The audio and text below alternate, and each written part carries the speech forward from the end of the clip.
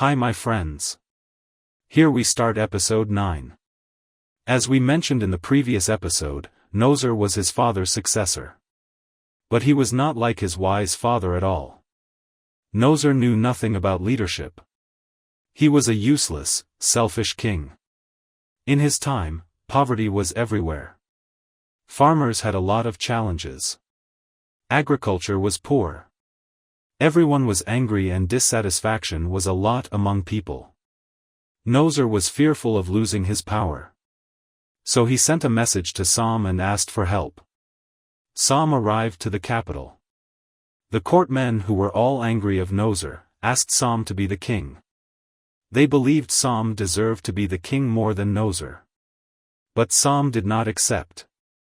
He talked to the king and warned him of the consequences of this wrong way of management. Nozer was regretful of his deed. But it was a bit late.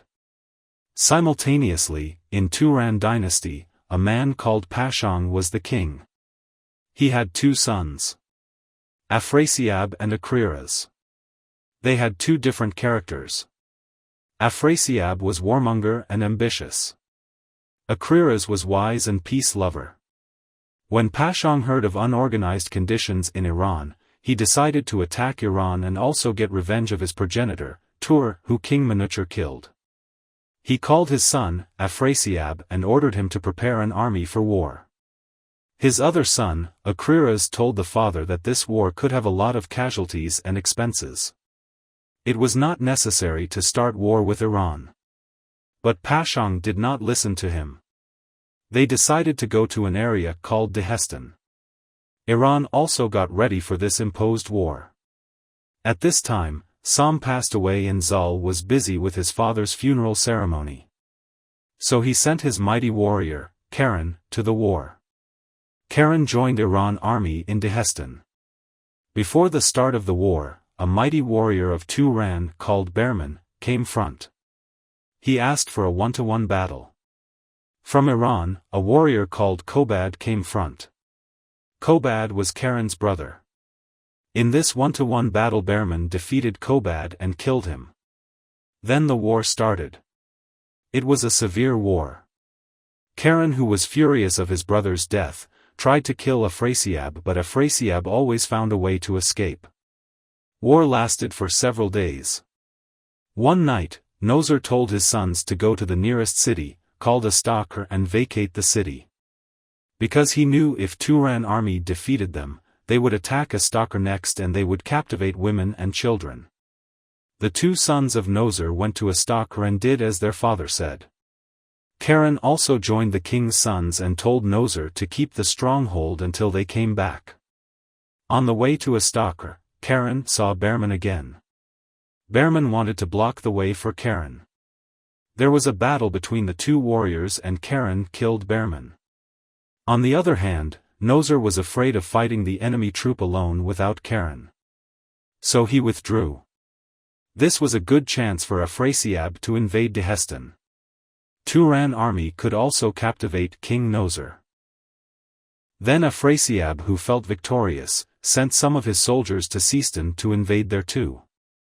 That time Zal was mourning for his father and he had given Seistan's responsibility to his father-in-law, Merab.